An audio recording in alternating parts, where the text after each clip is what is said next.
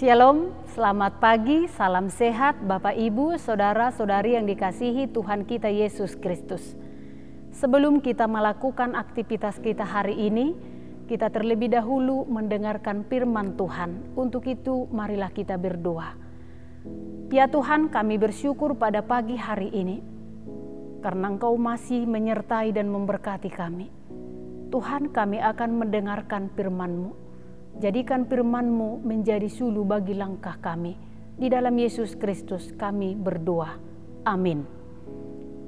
Firman Tuhan untuk kita hari ini tertulis di dalam Efesus pasal 5 ayat 16. Dan pergunakanlah waktu yang ada, karena hari-hari ini adalah jahat. Demikian pembacaan firman Tuhan. Bapak, Ibu, Saudara-saudari yang dikasihi Tuhan kita Yesus Kristus. Ada sebuah kalimat bijak dari William Barclay yang mengatakan, ada 3 hal yang tidak bisa kembali. Yang pertama, perkataan yang keluar dari mulut. Yang kedua, anak panah yang telah dilepaskan. Yang ketiga, waktu yang telah kita lewati atau yang kita lalui. Itulah sebabnya Rasul Paulus mengirimkan suratnya kepada jemaat yang ada di Efesus untuk mengingatkan supaya mereka mempergunakan waktu yang ada sebaik mungkin. Karena dikatakan tadi, karena hari-hari ini adalah jahat. Mengapa dikatakan hari-hari ini adalah hari-hari jahat? Karena iblis selalu mencari kelemahan kita dan iblis selalu berusaha untuk menjerat dan menjatuhkan kita dengan berbagai cara. Jika kita tidak berjaga-jaga dan jika kita tidak memperlengkapi diri kita dengan perlengkapan senjata dari Allah, kita akan kalah. Untuk itulah, mari pergunakan waktu yang Tuhan berikan. Mari kita pergunakan waktu sebaik mungkin. Karena Tuhan memberikan waktu 24 jam sehari untuk manusia. Dan waktu itu merupakan anugerah dari Tuhan. Atau waktu itu merupakan harta yang paling berharga dalam kehidupan kita. Namun, bagaimana kita mengisi waktu tersebut? Itu tergantung bagi kita. Tetapi ada orang yang menghabiskan waktunya untuk bersenang-senang saja. Ada orang yang mengisi waktunya dengan hanya bekerja saja tanpa mengenal istirahat yang cukup.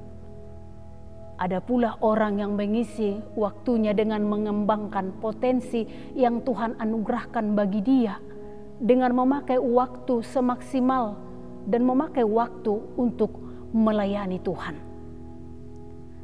Maka kita ingat, waktu tidak bisa diputar kembali. Itulah sebabnya banyak orang berkata, waktu adalah uang. Sesungguhnya waktu yang lebih berharga dalam kehidupan kita daripada uang. Misalnya ketika kita kehilangan uang, kita bisa mendapatkannya kembali, kita bisa mencarinya kembali. Tetapi ketika waktu sudah berlalu atau waktu sudah habis, maka waktu itu tidak bisa datang kembali.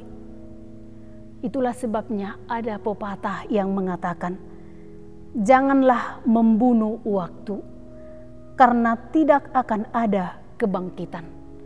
Artinya, waktu yang hilang akan lenyap untuk selama-lamanya. Maka jangan pernah menunda waktu. Jangan pernah membuang waktu supaya tidak ada penyesalan dalam kehidupan kita. Karena waktu berjalan terus. Oleh karena itu, ada sebuah penelitian di Brazil.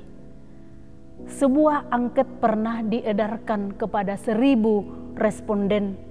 Dan salah satu pertanyaannya adalah, apakah yang paling Anda sesali di dalam hidup Anda?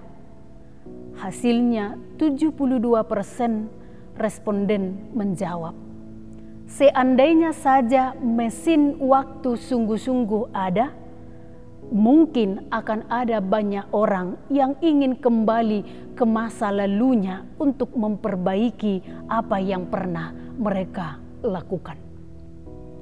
Bapak, Ibu, saudara-saudari yang dikasihi Tuhan kita Yesus Kristus, maka lewat firman Tuhan hari ini mengajak kita untuk membuat perencanaan atas kehidupan kita. Memang sudah banyak orang yang membuat perencanaan dalam kehidupannya atas schedule. Mereka membuat perencanaan itu dengan tujuan supaya waktu itu tidak ada terbuang begitu saja.